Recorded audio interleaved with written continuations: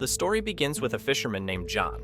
He lives on the coast of Malta. It's a beautiful morning. The sun is shining and the water is calm. He loads his gear into his small motorboat and heads out to sea for a normal day of fishing. He navigates through a sea cave and reaches the open water. Suddenly, the weather changes. The wind dies. A thick, white fog rolls in from nowhere. It covers everything. Within minutes, John can't see the coast or the sun. He is completely blind in the middle of the ocean. He shuts off his engine to listen. His small boat hits something hard. He grabs the railing to stop from falling. A massive shape appears in the fog. It is a beautiful white sailboat. It is just drifting there, silent and still. John calls out, "Hello? Is anyone there?"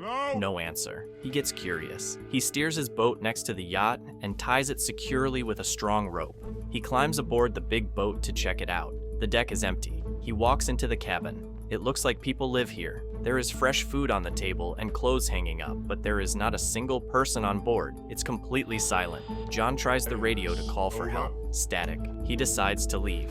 This place feels creepy. He walks back to the deck to get into his own boat. He stops. He freezes. His boat is gone. The rope hasn't come loose. It looks like it was cut. He looks around frantically. The fog suddenly vanishes. The sky is blue again, but his little boat is nowhere to be seen. It has simply disappeared. He is now trapped on this strange vessel. He tries to start the yacht's engine. It's dead.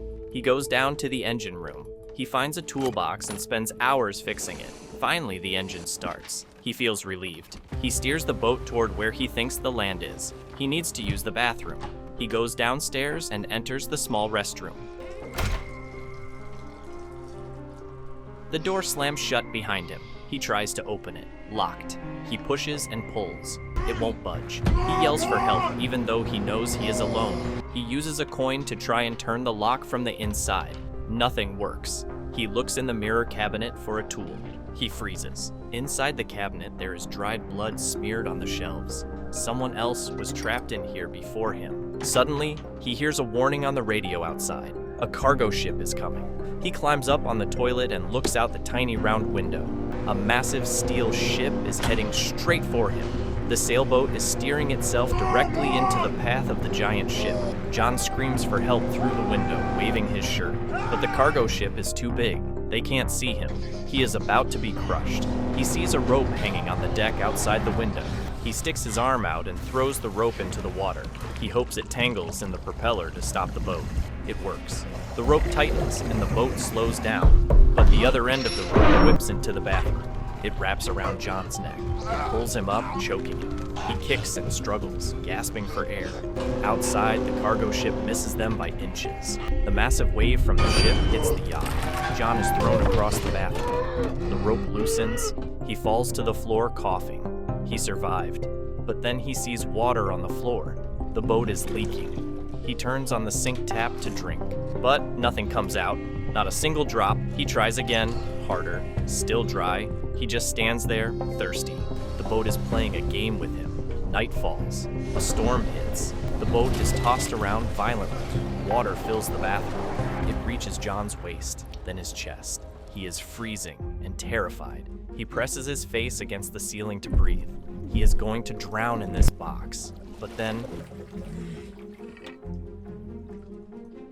the lock opens on its own. John pushes the door. It swings open. He falls out into the hallway, coughing up water. The boat decided to let him live.